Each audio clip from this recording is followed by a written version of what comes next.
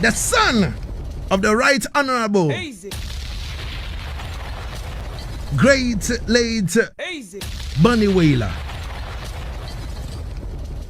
Now, he has taken the time out of his busy schedules and said, Lagazee, we're going to reason with you today on Asaase Radio.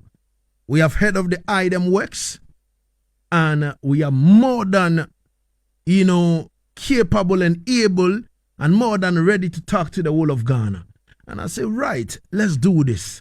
Now let's go to Jamaica and welcome our brother. Naki, how you doing? Rastafari. Almighty I. Aye. Yeah, Give up yourself, King Lagazee. Yeah, man. Give thanks every time. Last night you were telling me that, Lagazee, me have to move to Jamaica, trust me, because I need to go put things together and all these things. How was the journey like to Jamaica?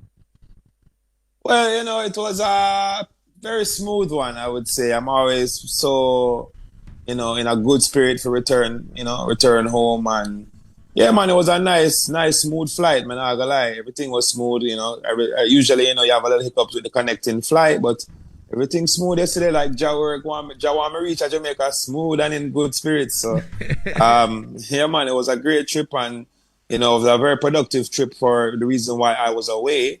I was in Montreal. I attended the I Love Taste of Caribbean Festival. So I performed there on the Sunday night, on the big reggae night. I was the headliner.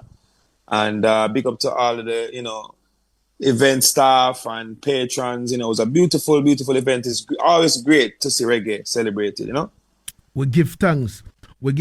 All right, let's move straight into action right now and reason with the eye.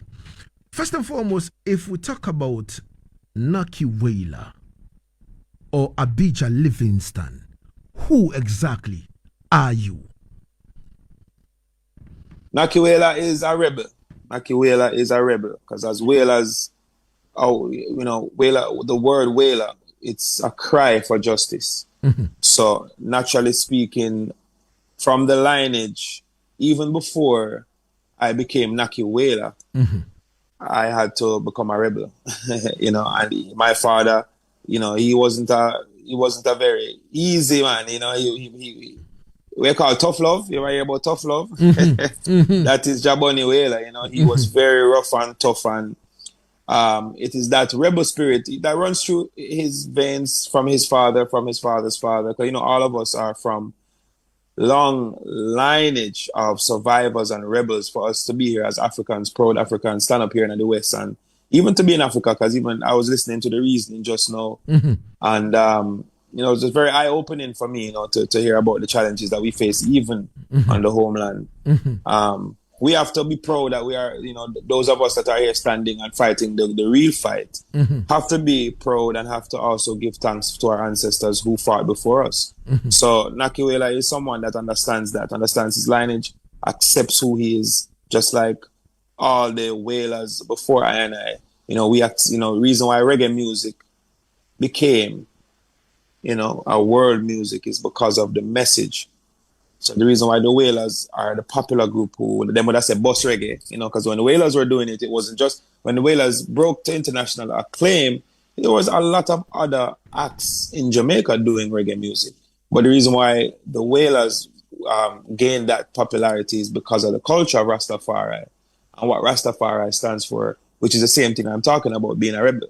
Mm-hmm. Rastafari is us rejecting colonialist mindset, rejecting the white God theory, and bringing to the world this proud African culture, this Pan-African culture, this music that represents that mindset. So yeah, man, that is I and I really. I and I is just a continuation of what I and I father and I and I forefathers have done here on earth.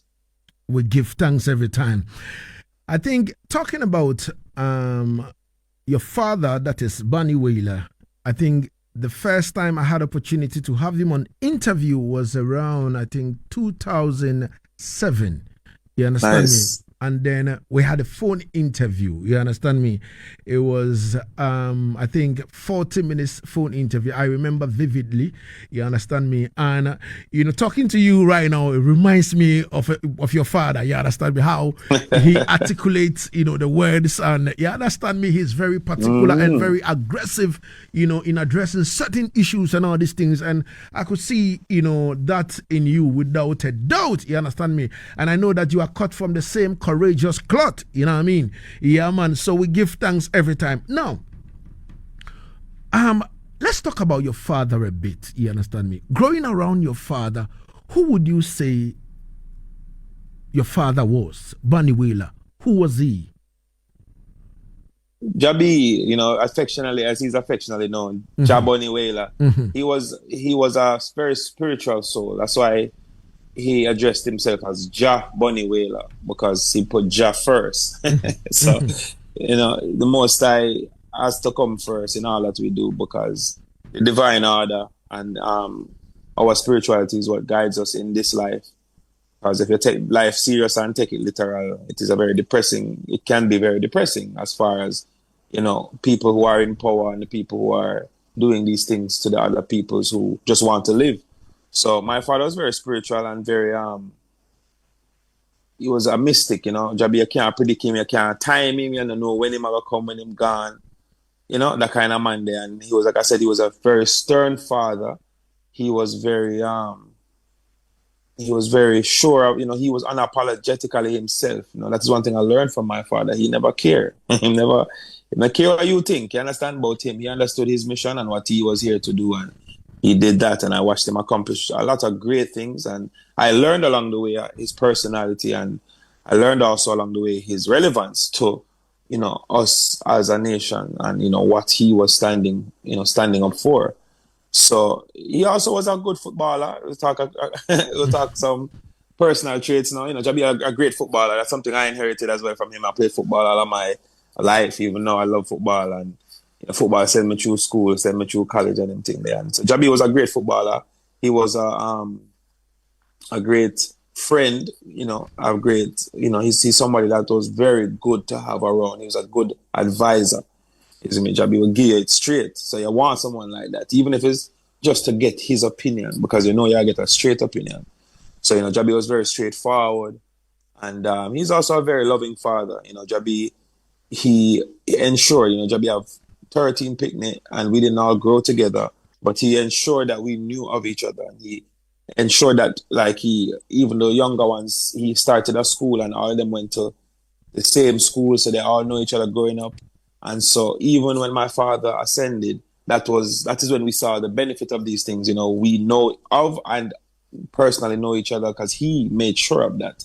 Because how he valued family, and the family structure, because we need that, as a nation, it starts in the family. Unity, all of these great things here we talk about, unity, strength, and these things start within ourselves and then within our family. And then it extends outside of it. So my father was a great teacher of these things. And Jabi was a warrior. That's how I'm going to describe Jabi, as a warrior. All right. Jabi was a warrior, and I really respect that. Now, let us look at, in terms of the children now that father ascend, you understand me? What exactly is there? What are you guys doing in terms of keeping Jabi's legacy alive? You understand me? Yes, it's a lot of works, because Jabi did a lot of works, as you would have heard. I grew up in the Solomonic Productions headquarters, 10 Dollar Crescent. So that is a museum. So we've launched the museum in 2017 with Jabi under his tutelage, under his guidance. And that is something that now it is his wishes to have that continue and also expand. So that is one of the main missions, is to have that museum where everyone, yourself, Lagazee, whoever from wherever can come to Jamaica and get that full story of Jabi and his relevance to the history of the world and the history of reggae music also, more actively. So the museum is something that is because that's structural renovations, implementation of a lot of things, even working with the government. So that is something that is ongoing. But what we can do now is what we have been doing, which is Solomonic Productions, getting Jabi's music back on all digital platforms, getting it available on iTunes, on Spotify, and all these places where people can just go and Google Bunny Wailer. You'll see his website, Bunny Wailer International, pop up. SolomonicProductions.com pops up. We've recently released Rock and Groove. That is a major album. Songs like Cool Runnings, songs like Jammings, songs like Ballroom Floor. You understand? These songs are, some of Jabi's most known songs in the dance hall. Because Jabi has two spirits in him. Have the rebel spirit and then him have the fun spirit. Mm-hmm. The same man where write Blackheart Man is the same man where write Electric Boogie. Mm-hmm. You understand that is Jabi's duality. So we also have been, so with Solomonic Productions, we've been celebrating him and pushing his brand. So we have the Rootsman Skanking events. We just kept the 8th edition this year, featuring Bushman, featuring Imaru Tafari, featuring Andrew Tosh, featuring the Abyssinians. So it's a lot of work, Lagazee, man. All the work we are putting just to ensure, first and foremost, that people see that his brand is still alive and well. I encourage our listeners to go check out the Rock and Groove album. We just released the crucial 30th anniversary this year, celebrating the 30th anniversary of his Grammy win for that album, Crucially Crucial, songs like Botherations, songs like Crucial, we're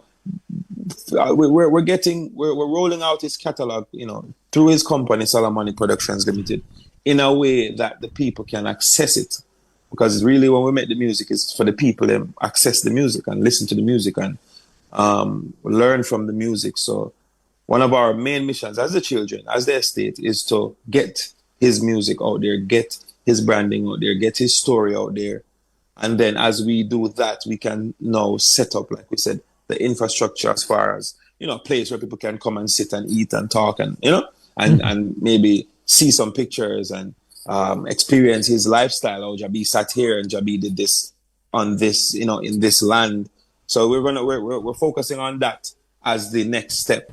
But the first step is alive and kicking right now. We're just very, very happy and very pleased to can announce now, even to your massive listenership, and your community, that Bunny Wailer is available now. Yeah. All right. Bunny Wailer is available now. Yeah, man. And I am glad of the information, Naki Wailer is putting out, about the father. You understand me? So I want you people to pay attention, you understand, because Bunny Wailer is one of the original groundation,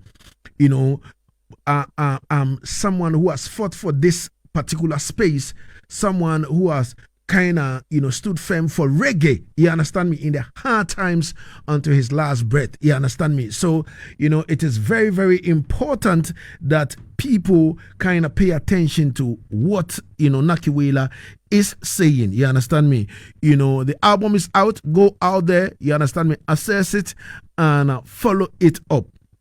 Now, let's talk about your personal, lifestyle, like career now, growing up around your father. How did the music thing, kick in with you? It's funny. I was just having this reasoning with one of my warriors, and I took up music late in my life. As far as when I grew up, it was all about football.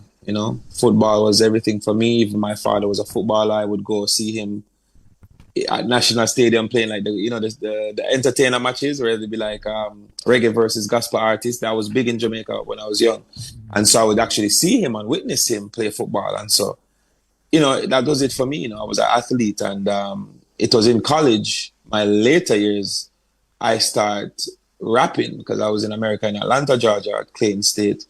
And me have a bridging my rap. So me started some freestyling with him and with us, because him are the only rapper, and so we needed somebody for just, take out, when him run out of lyrics, somebody jump in. And so people used to always encourage me and say, yo, you're bad, So, I always had, because, this thing about acquired traits and about things passed down, I read something because me, even when I wasn't a musician, I could always harmonize, like innately.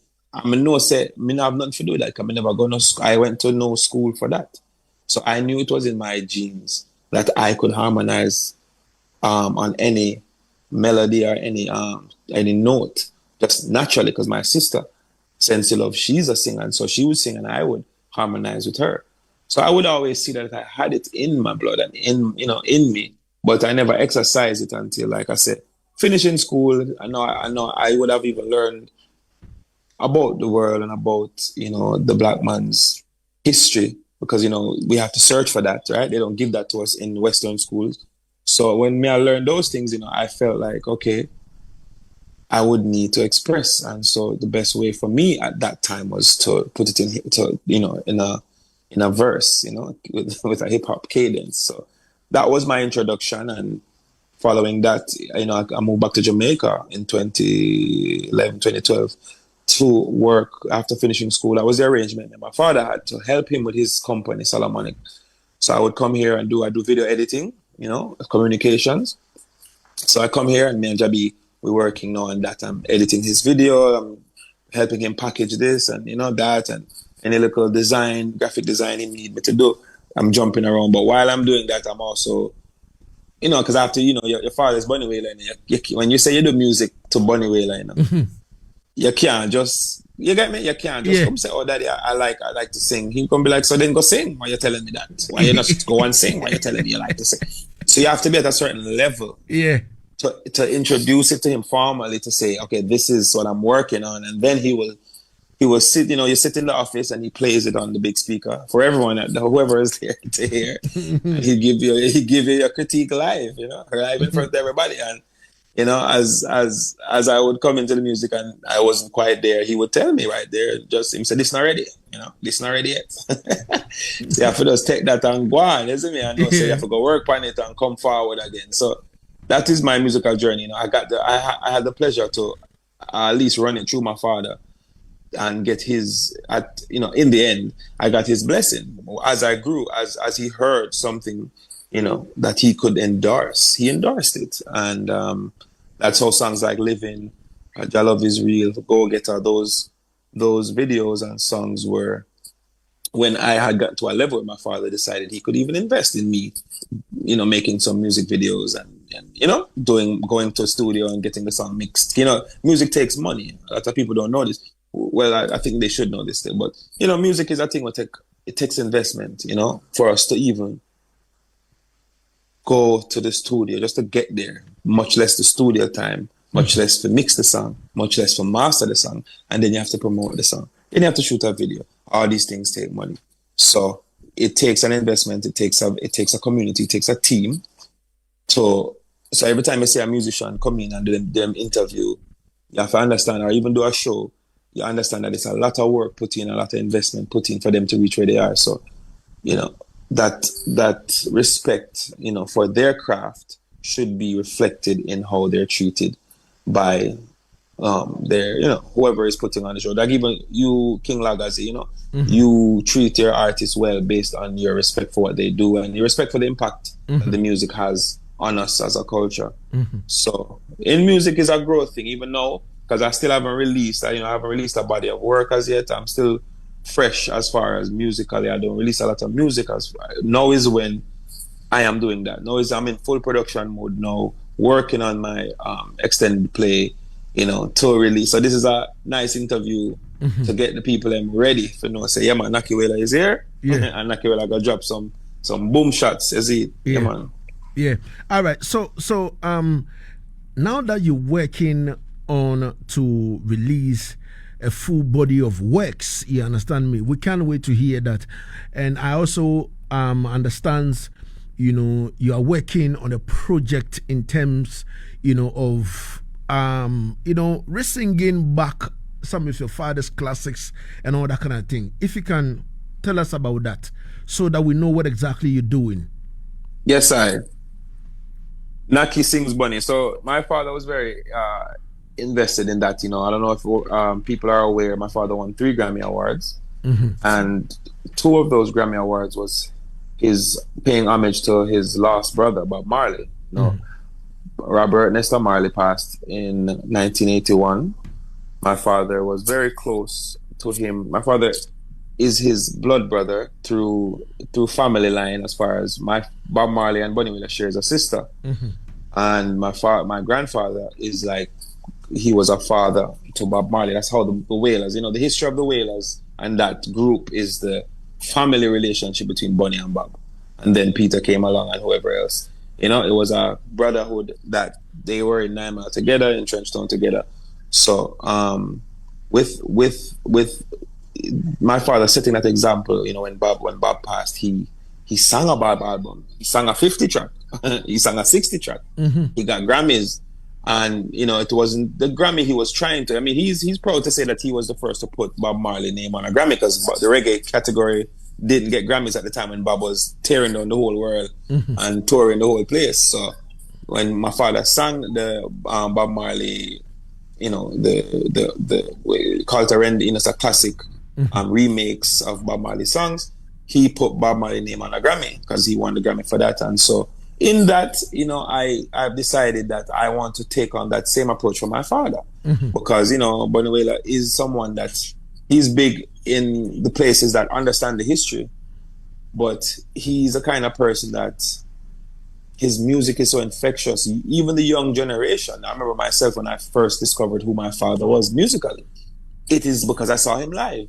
And so his songs have that ability to still attract any age audience. So we're choosing some of the songs that I can vocally handle. Of course, my father a big singer, and we're putting out these songs on a project. I'm working with his actual band, Solomonic Orchestra, that he toured with. I'm also working with legacy brands like Aston Barrett Jr., which is family man from the Wailers' son, still doing it. So, we're still keeping it in that. And then we're going to feature some artists as well, from some of the popular artists here in Jamaica.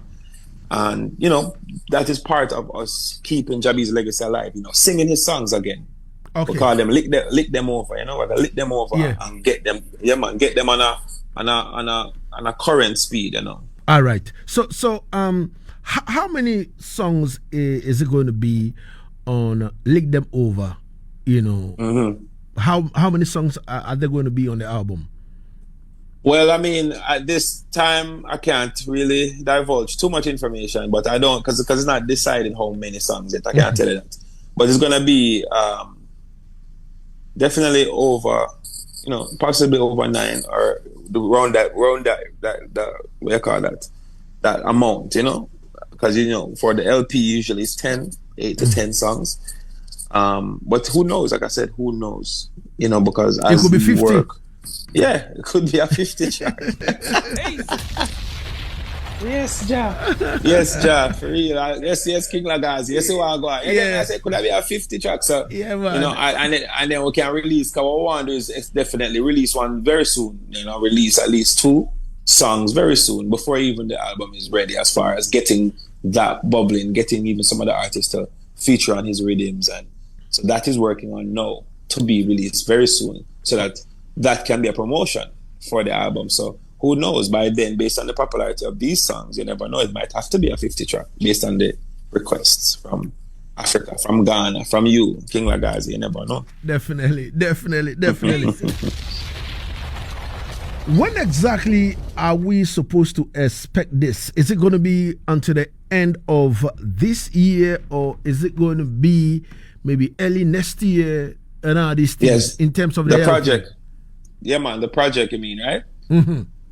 Yeah, man. So the songs this year, like I was saying to you, the first 1 to 3 singles will be released this year, but the project will be next year. Yes, the project will be top of.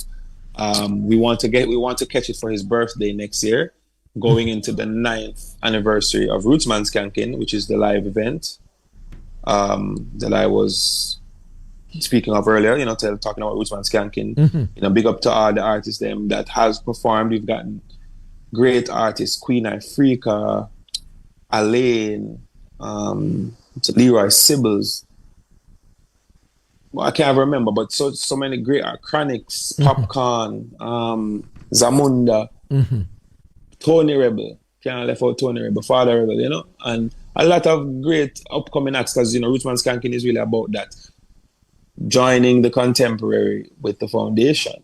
And so even with this music and these new packaging of Bunny Wailer's lickovers, like we call them, we're going to do that. We're going to feature some of the new artists like myself, who is a legacy project, and then also some of the other young artists in my circle, mixed with the greats, you know, the Bushmans, the Lucianos, you know, so we'll be doing that. So we want to drop it right around the same time of the show. So we're aiming for that same Bunny Wailer big celebration next year. Okay, so are you going to have any of the Marleys on?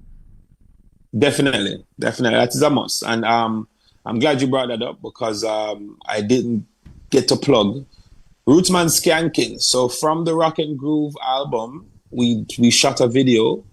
So the first video that has been released from Solomonic Productions, that was this year, and the Marleys are featured in the video. So you get to see Ziggy Marley skanking in the video.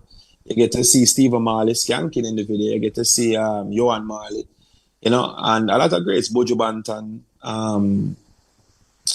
some of the Morgan Heritage, you know, Morgan Heritage family is in it too. Leroy Sibbles, a lot of artists, you know. So the link with the Marleys is the foundation as far as, you know, bringing the family forward, you know, and pushing out as the Wailers as we originally are. And, you know, we can't go around that. So as much as people will, you know, expect, you know, because a lot of people ask, you know, will the Marleys be a part of this? They already are. So I just want everyone to even go and see the video. Go check out Rootsman Skanking right now out on YouTube. Nice vibes, you know, energy up, isn't it? So everyone go check out that one, the Rootsman Skanking. All right. So he said he's going to really and truly on this particular journey, we're going to have some of the Marleys on, you understand me, which I think is well and proper, you understand me? Yeah, because we need to work together as one. Easy. This is Yaad Rastafari. This is Yaad Settingz on Asaase Radio, and I have Naro Bauer over here, my producer. He said, "Yo, Lagazee, we can you know, step in this, and I don't ask, you know, Naki Wailer any question. You understand me? Yeah, I noticed now the big questions. You have to open up the mic for me to bust a question. Naro, you have the floor now. Yes, I agree with Naki. Yes, sir.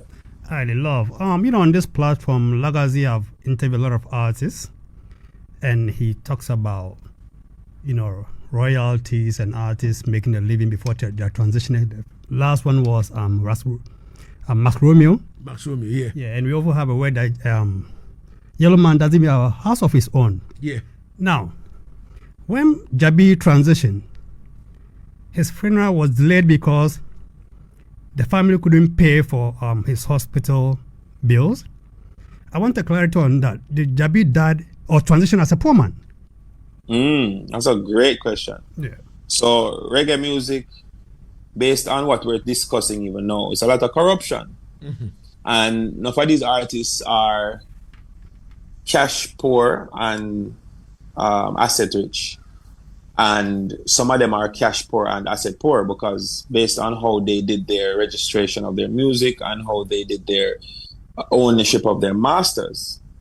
So with my father's situation, it was made very public because myself, you know, was the responsibility for that because they were trying to tell me that my father was cash poor when I knew he wasn't. You understand? So they were telling me that my father is asset poor when I knew he wasn't. So his money was being handled by his manager, who was basically stealing the money. At the time that I was personally out there, because we never said that we didn't have any money to bury him. The media, it went, and because we were having an internal conflict, and there was a deal hovering over the estate, as if we needed to sign a deal to bury our father. That was the game that was being played. So it was a forcing of our hand to sign a deal because there was a what do you call that now? Like a facade that there was no money to bury him. When in actuality, he had royalties that had just come in just for 2 months that could have paid for everything. Just for 2 months, you know. Just because everything that before, you know, The manager was had access to all those monies, and so we couldn't, even know what happened or where that money was. But the money at the time that we were to bury my father was literally just came in 2 months. Money could have buried him. So the media ran with the whole, there's no money to bury Jabi, which at the time we had no way to access it because, when a person passes the transitioning, most naturally, right? If there wasn't so much corruption and, greed in this music industry, then most naturally what a manager's role is when anything happens to this man, you naturally make sure, say, all funds are made available for his burial, make sure, say, everybody, the family, everything is good. But because the management was corrupt and wanted to force, like I said, our hand to do other things for other reasons, that was the game that was being played. So that's why that became a public thing, because I'm like, my father no broke, isn't me? I said, so we can't, we're gonna let's he's gonna, till we sort this out, I'm not gonna sign anything to do this because I know I don't have to do that. So it became a public, hoopla. And I do want to apologize to the people for that because, well, I can't even apologize for that, but it's unfortunate that played out that way. And this goes to show how it is important, the people you have on your team. And I was talking about that team and management and all these things. You can't have the wrong person because they will come and they will rape the resources. That happens to a lot of artists. They get set up to sign certain deals that over there. I'm sorry. I'm still living a family life. So they're set up to sign certain deals, to sign away their rights in certain ways that are unfair. It happens to some of the greatest, black artists. Yeah, the Malis also went through the same thing after Bob transition anyway. Yes, it happens to a lot of us. And it is just, for us as a young artist to even learn and watch. I mean, one of the greatest things my father did is have his own label and all of his music being owned by that label, Solomonic Production. So that was the deal, basically, that was to be signed. It was between Solomonic, and so Solomonic was to basically sell the whole catalog, which is ridiculous to me. So that is what I refused to do. And I have to big up all of my family, all of my sisters, all of us stood together and we put our monies together and buried our father. What we weren't supposed to have to do, but we did. We didn't start a GoFundMe. We didn't ask anyone for help. We didn't do that because at the end of the day, our father never lived that type of life where he was even supposed to be. Jabi was very stern on who had access to his catalog and who had rights to his masters. No one did. And that's why even my father wasn't so popular in a certain circles, because he never sell out him things. He fought for his things. He take up. The reason why Jabi's music isn't on the market till now, since he was alive, he took it off.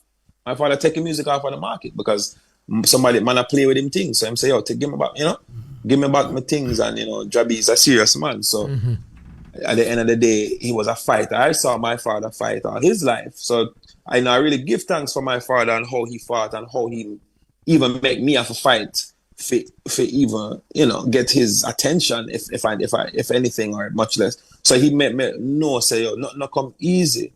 So I couldn't realistically think of selling out his things because I know it never come easy. So what everyone had to witness was that behind the scenes that they maybe shouldn't have, they shouldn't have had to see. But like I said, it happens to a lot of us, and it's unfortunate. But no, my father didn't die poor at all. My father died owning all of his masters. My father died owning the rights to his image. My father died owning, a lot of things, a lot of assets as well. And he also died with children that he invested in to go to school. So I have sense. So people can't come now and trick me and run away and tell me one bag of foolishness about. Because the music is there for us to build on. Yeah. All right, my last question before Lagazee come in here, take over again. Your mom has been missing for 5 years now, and she actually got missing while Jabi was still here with Earth and Flesh. And the eye has been on the forefront, going to demonstration, creating awareness, talking to the Jamaican government and all of that. How did Jabi take that in his last year on Earth, knowing that the most number one person in his life was missing? How was it like for the family in Jabi? So yes, it was devastating. That is why my father isn't here with us. My father suffered a stroke in 2018, and as such, wasn't his usual self. And in 2020, Sister Jean Watt, my stepmother, my beloved, she raised me. Sister Jean is when I was a young child, she's the mother that I would have every day. Big up to my mother, Millie David, it's international. My mother is really who raised me as far as even teach me about Pan-Africanism and a lot of the things that I wouldn't have gotten spoon-fed to me. It would be my mother and my stepmother who I would get certain teachings from. And yeah, man, it mashed up my father because that's my father's wife for 55 years. He knows Jean Watt from before, like when Wailers are singing a tenement yard, and I drink water every day because them can't really afford food. So they're drinking water to rehearse so them can actually not drop down. And she was there, any little food come and things, she's in the kitchen. And, so Sister Jean is that's the only person he knows and trusts all his life. And she now is mysteriously disappeared because it's come back to the same management again. So this is when my eyes would have been open, unfortunately, at that time for such a horrible, incident. But that is when I think his eyes also were opened as well. And, he was in a situation where he couldn't jump up and fly up and move the way he usually could because now he's battling something. And so it was a very unfortunate situation where it seemed as if he was almost, he couldn't act on what his feelings were. And so mash him up. And my father passed shortly after Sister Jean's disappearance. He literally got another stroke, like weeks or a month after her disappearance, because can you imagine the stress? And so it's been a heavy stress on even the family. I mean, it's been very traumatic for me. All I have to do now is continue fight, because it is not going to be a situation where I have this as a history. Oh, my stepmother went missing in 2020 and that is it. No. This year we go up at CIB, up at the Central Investigation Bureau, and we protest because they have to be a formal investigation. I don't see a real investigation or no. And my father is a human being first and foremost, but he's also an international icon. So Bunny Wailer wife can't just missing, and you get me? I say, and there's no heavy police investigation. I should be brought into a room and questioned for hours. You get me? I say, if this was a different country, or if we were white or whatever, however you want to look at it, this don't make no sense, isn't it? So that is my approach. So big up to all the people, and big up to Imaruta Fire, one of my good brethren, and big up to Ayansa, Zaken, media, Ozana, people who came, Mama Aisha. We used a small group this year to agitate for this investigation, and it was very fruitful. We did get I did get a seat with superintendent of investigations, and we are at this time getting all of the right things done, and whoever I forget link, I have to stay on top of these things to make sure these things get done. But yeah, now it's not a situation where I'm going to just let this happen and slide. I still have to know where she is. I still have to know what happened to her. You understand? And I still have to know what kind of what can we put in place as a society. Because in Jamaica, once you go missing, it's almost like the case drop after 2 weeks of searching.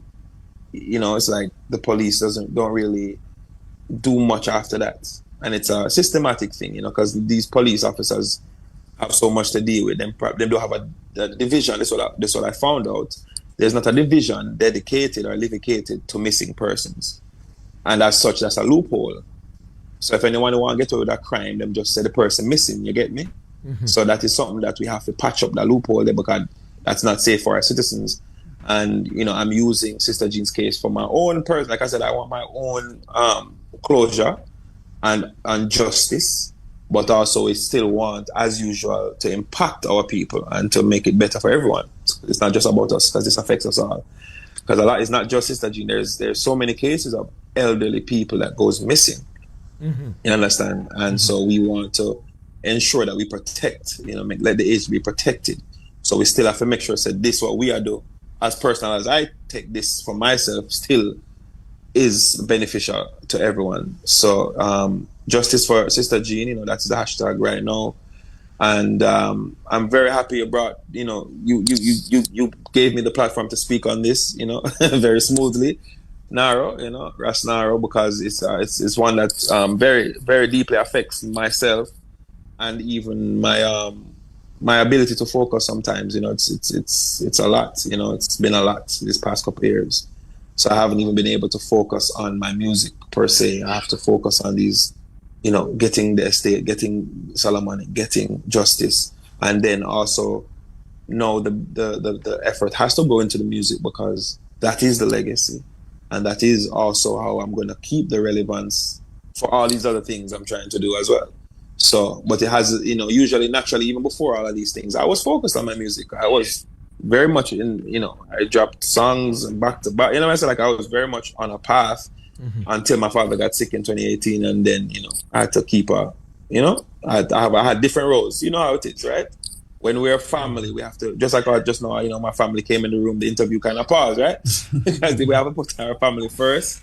And with Sister Jean, that is something that I really want to keep on the front. We dropped Rock and Groove, the first album, on her birthday, on her 75th birthday last year. So we're using ways to keep her as much in the conversation as possible. So thank you for that, Rastafari. All right. We give thanks every time. Oh God, this is Yaad Settingz on Asaase Radio, the voice of our land. Easy. You here? Yeah, man. Our guest is the one named Naki Wailer, the son of the legendary late Bunny Wailer, Mr. Neville Ruddy Livingston. Easy. Now, Naki, wrapping up with you now, I would like to know some few things, from the eye. You understand me? I don't want to say the pipeline, because sometimes when you open the tap, it doesn't flow. So I would like to ask about what is going to happen in the future line. You understand me? Mm-hmm. Yes, what item have in terms of keeping your father's legacy alive, in terms of your career, in terms of what you want to do musically, videos and all these things. What should the whole world expect from Naki Wailer? Yes, you don't know. A whole heap of fire, no. Right now, it's all about Warrior Code.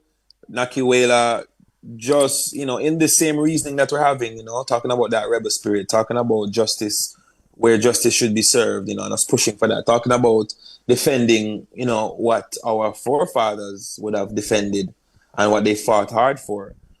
So Warrior Code is produced by the great Leroy Sibbles. Yeah, man, you don't know the foundation, Leroy Sibbles. He reached out to me, and especially he was seeing, because Leroy Sibbles support us. He's in the video Rootsman Skanking.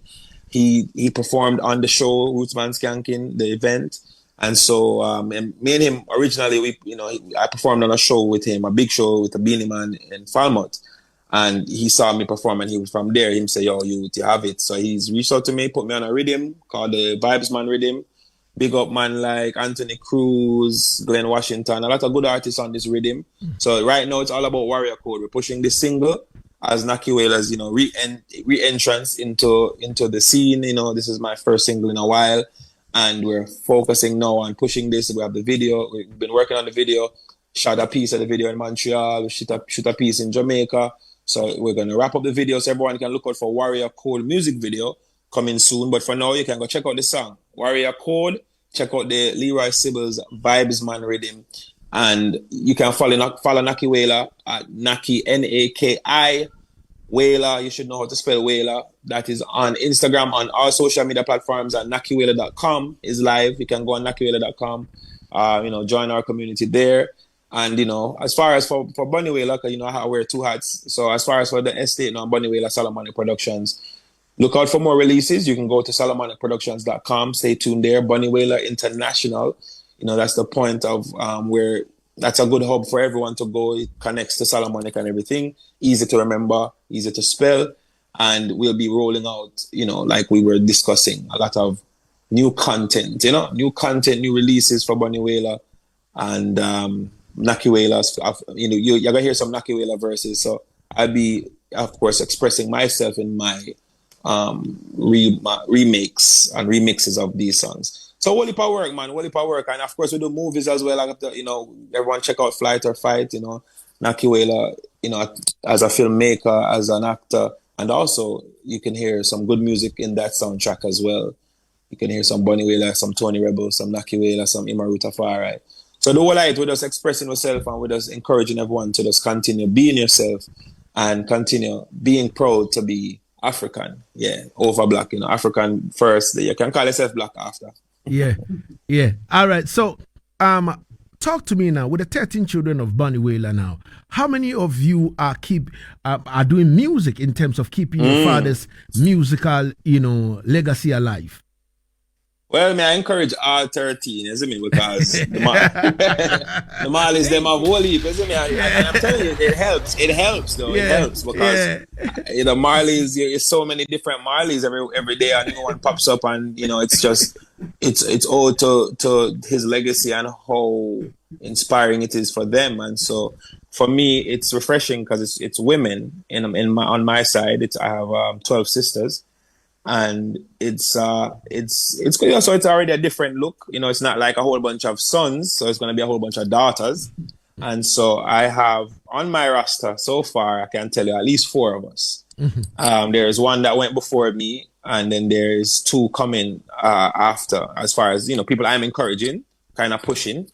But trust me, everyone, I keep finding out, who don't want to be a producer, want to learn guitar, and so I'm encouraging them all to get their footing and get their feet wet because it's in their blood, it's naturally in their blood. And but I have, like I said, there's 4 of us where me know say in the short space of time where me I try to do my push with everything, me I go encourage them to just start drop some single and start introduce them to the world because them have it, them ready for that already as far as them a write song, them a sing song, them a, so yeah, you'll see some more Wailers, they're gonna be in a different, a different style. It won't be only masculine only thing. It will be a balance, and but big up to the Toshes and the Marleys legacies who are now their children. Big up Dre Tosh, Andrew Tosh, and big up you don't know all the Marleys. Them, you name them. It's a lot, like I said, and it's good. This is good, and that's a good question, King Lagazee, because it's important. It's important for us to see and to hear from the lineage. Yes, sir. All right. So our Kabulan Empress just sent us a message on Facebook, and she said, "Justice for Sister Jean." Yes, sir. Tina Jones Savadogo says, "Brother Raz Naki, a very inspirational conversation. Great to see what you are doing in making difference for missing person. Jamaica definitely need a missing person, division. You understand me?" Yes, we do. Yeah, man. So we give thanks every time for Sister Tina sending us. Sister Tina is all the way from the US. You understand me? And we give thanks for the message as well, and to other people them. Viewing via Facebook and listening online and all that, I would like to say manners and respect every time. Our guest has been the one named Naki Wailer. Leaving you, Naki Wailer, do you have any message for the whole of Africa? You understand me? Do you have any message for the whole of Africa? Yeah, man, I have a message for the whole of Africa, man. The song named Warrior Code, because right now we're in a warrior mode. I gone are the days where we could have sit idle and hope for help from external sources. His Imperial Majesty, always talks about the importance of self-reliance and how nothing can be done without the self doing it for themselves. Even if you get the help, you have to do it yourself. So Africa, the whole African nation, the whole of Ghana, just remember that. So you have the power within you. I have the power. It's not no figure of speech. We literally have the power in our real life. So we have to exercise that power. And you have to take responsibility for your actions, yourself. Jabi, my father sing, pass it on. What your hands do is only your eyes that have seen. So won't you judge your actions to make sure that the results are clean? So right now it's all about just being in warrior mode. You know, that's why this song, my latest single, is so important to me at this time. It's because I'm in warrior mode right now, and so I'm encouraging all Africa to be in the same mode because of fire time, you know, in Agana, you know, isn't it? Yeah. And as we see, we'll be faced with new challenges, so we have to rise to the occasion, like Sizzla said too, isn't it? So we have to know, say, yo, we are our own answers to our own problems. Yes, sir. Definitely. Naki Williams, Naki Wailer, know that you are just phone call away from us over here in Ghana. You understand me? And let us keep the link. And then remember, any information you have concerning, you know, your father and the works you're doing and all that kind of thing, let us know. You understand me? For us to put it across, you know, to the whole of Africa to see it. You understand? Because it is very, very important. You understand me? Practically, as I said, I'm a great fan of Naki Wailer. You understand me? Without a doubt. You understand me? And around 2007, I had an interview with my 40 minutes interview. You understand me? I should think I recorded that, you know, interview on a TDK cassette. And I think it should be there. Classic. You That's me? a classic. Yeah, That's man. a classic. it should be there. You understand me? You know, and I was calling my people from the Eastern region to look into. I have a big box, you know, that contains my vinyls, my cassette, my CDs, and all that kind of thing. I was telling them to go through it. You understand me? And see if they can find it. But from the look of things, I have to go there myself to go do that kind of search. I would like to say thank you so much for your time and space, and I'm going to drop Warrior Code before us, you know, we saying bye-bye to you on the other side of the world. I would like to say thank you so much for your time and space, and remember, you know that you are a phone call away from us anytime. Yes, I. Yeah, man. Maximum respect. Give thanks. Asaase Radio. Give thanks, King Lagazee, Rasnaro. Wanna continue to put up do the good work. And what's the general that was on before me? His name is Ras Mubarak. Yes, Mubarak. Big up yourself, Ras Mubarak. Great works you are do. You understand? Africa have to unite one way or the other. So we have to do that ourselves. So big up yourself. Continue the good work, Ras Mubarak. Yes, I. All right. Easy.